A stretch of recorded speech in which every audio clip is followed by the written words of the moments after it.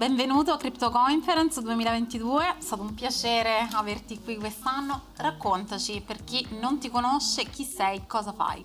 Sono Davide Zanichelli, sono ingegnere informatico e sono membro del Parlamento italiano e sono in Commissione Finanze. Ho lavorato in banca, ma la cosa che mi ha portato qui è che sono appassionato di criptovalute, di blockchain, e una passione che ovviamente è nata prima di questa legislatura,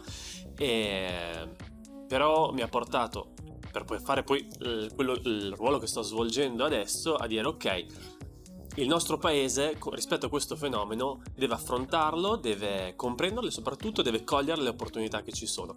Sono numerosissimi i professionisti, le società, ma soprattutto i cervelli che sono dietro questo settore, che compongono questo settore. Molti di questi cervelli purtroppo sono già andati all'estero, ma sono italiani e soprattutto comunque noi abbiamo quel fermento che è un enorme capitale che può essere messo a disposizione se ovviamente opportunamente indirizzato e favorito. Ecco, è per questo che mi trovo qui, perché secondo me questo non è un settore come gli altri, è un settore che parla intrinsecamente di valore, parla intrinsecamente di, chiamiamola, ricchezza, e ovviamente è innestato sulla rete, su internet. C'è un potenziale fantastico.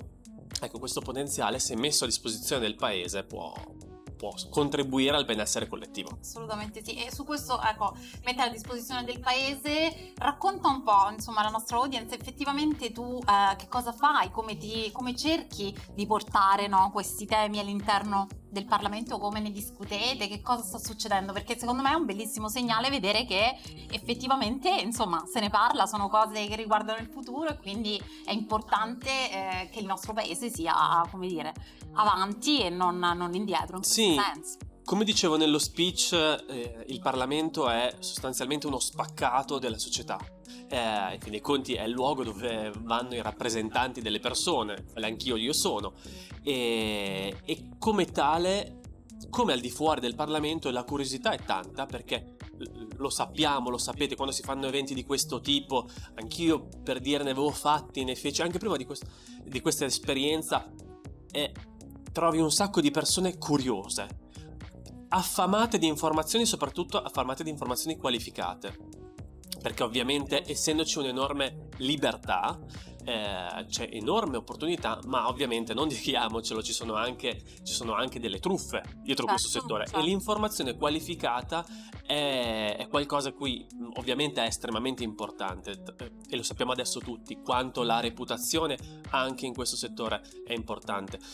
E ovviamente è un circolo virtuoso, perché chi ha una reputazione positiva anche in questo settore soprattutto si vuole circondare di persone con reputazione positiva, perché è un attimo perderla, parliamo di fiducia. Sì, assolutamente. E quello che sto facendo per arrivare alla tua domanda è prendere le persone che in Parlamento sono curiose su questo settore, non hanno informazioni, e come si fa al di fuori farlo al di dentro, cioè una sorta di evangelizzazione, cioè al di là di come uno la pensa, l'importante è esserne consapevoli di questo fenomeno, sapere a quali porte bussare per informarsi, e sono estremamente autorevoli anche nel nostro paese.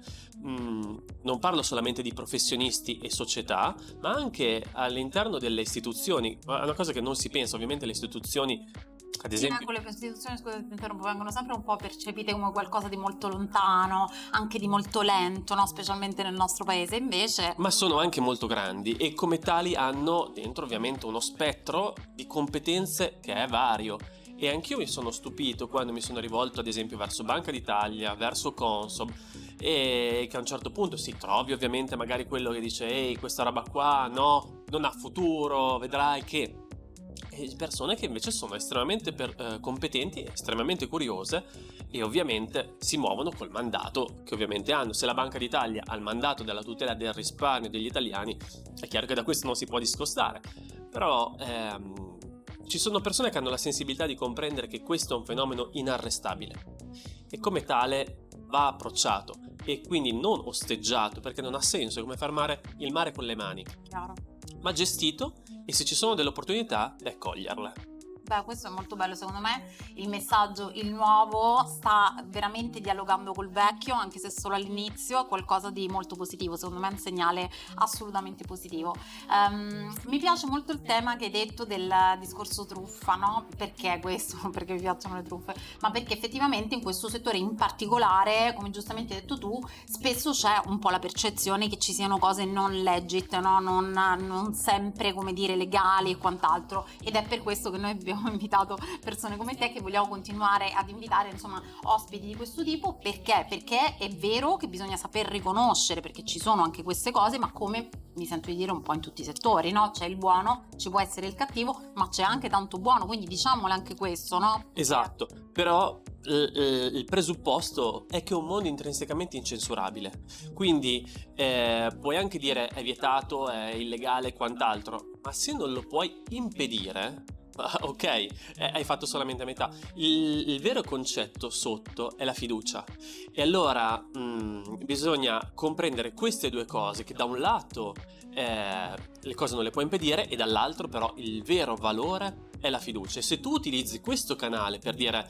ragazzi, è chiaro che qua non è come il settore bancario che è regolato, però state attenti perché ci sono ovviamente delle cose che non si possono impedire e che possono essere truffaldine. E allora arriviamo al vero punto, che la regolazione, più che orientarsi, deve orientarsi alla formazione e alla consapevolezza, perché ovviamente uno, quando si approccia su un mondo totalmente libero, è ovviamente molto più indifeso, e l'unica difesa è la formazione e la consapevolezza, che non è per tutti, e se non è per qualcuno, forse è il caso che magari ne stia lì fuori, fin tanto che non ha imparato, finché non ha conosciuto le vere potenzialità, ma anche i rischi, e a quel punto si può muovere in maniera consapevole. Certo, anche perché voglio dire, anche chiedere un qualunque prestito o investire i propri soldi, no, in qualunque altra maniera, al di là delle criptovalute, può diventare rischioso se non sai effettivamente come farlo, e per questo hai bisogno di affidarti, no, a persone, o comunque formarti, come giustamente dici tu, ascoltare, leggere anche molto, no? Anche a me sono arrivate molte domande. Ehi Davide, ma cosa devo fare? Dove li devo investire? Io gli ho detto, il primo investimento che devi fare, il più efficace, è l'investimento in formazione. Bravo. Studia, impara, e poi forse magari puoi mettere in gioco solo le cifre che sei disposto a perdere. Parti da lì. Però il primo investimento non è in cosa, è in formazione, in studiare e imparare in questo modo. Bene Davide, allora io direi che abbiamo detto tante cose molto interessanti per il nostro pubblico. Io ti ringrazio ancora per essere venuto qui, ma soprattutto direi, vuoi dire tu 2 motivazioni per venire a MoneyWide 2023 e Crypto Conference?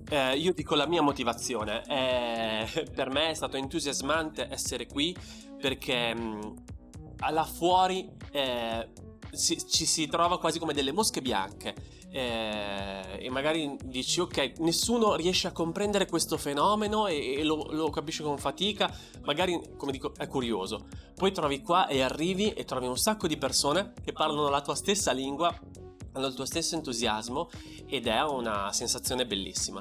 Quindi comunità, condivisione e formazione. Decisamente. Grazie Davide. Grazie a voi. Ciao a tutti. Ciao.